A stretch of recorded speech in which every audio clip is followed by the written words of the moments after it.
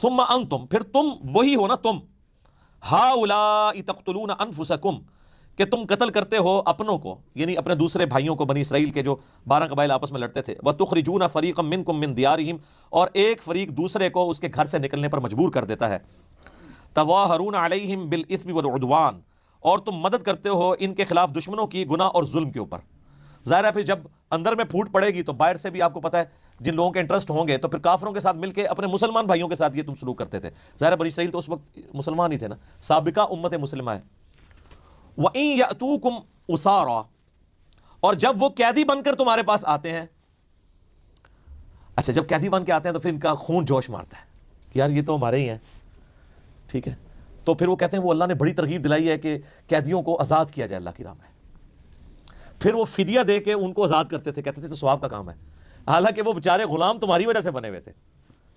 ان کی غلطیوں کی وجہ سے وہ نکلے، ملک سے نکلنے پر مجبور ہوئے اور کافروں کے ہتھے چڑھے، تو اللہ فرماتا ہے اس کے بعد وہ جب تمہارے پاس قیدی بن کے آتے ہیں تو فادوہم وہو محرم علیکم، تم بڑے پاک باز بن کے ان کا فدیہ دے کے ان قیدیوں کو آزاد کرواتے ہو، حالانکہ ان کا نکالنا، وہو محرم علیکم اخراجہم، حالانکہ ان کا ان کے ملک سے نکالنا تمہارے لیے حرام تھا۔ اصل حرام تو تم نے کیا نا کہ ان کو اپنے ملک سے نکلنے پر مجبور کیا، اس کی وجہ سے وہ کافروں کے غلام بنے، اور جب غلام بن کے وہ بازار میں بک رہے ہوتے ہیں اور تمہارا خون جاگتا ہے کہ یہ تو ہمارے اسرائیلی بھائی ہیں، تم پیسے دے کے ان کو چھڑواتے ہو اور کہتے ہو یہ ثواب کا کام ہے، تو یہ اللہ تعالیٰ پھکی دے رہا ہے،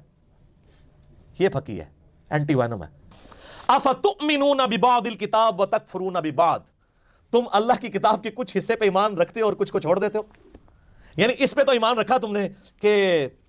قیدیوں کو آزاد کرنا ثواب کا کام ہے، لیکن جو ان کو قتل کر کے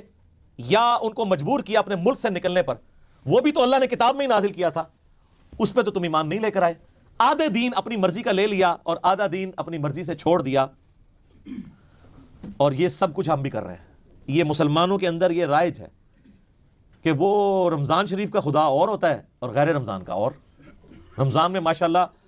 یعنی ایسی نمازیں پڑھتے ہیں کہ جو پکے نمازی ہیں وہ بھی پریشان ہو جاتے ہیں کہ یار مطلب ہم بھی اس طرح کی نماز نہیں پڑھ سکتے، لیکن جیسے ہی عید کا چاند نظر آتا ہے تو صبح کا بھی انتظار نہیں کرتے، کیونکہ شیطان رات کو جو آزاد ہو جاتا ہے اسی وقت ویلکم کہتے ہیں۔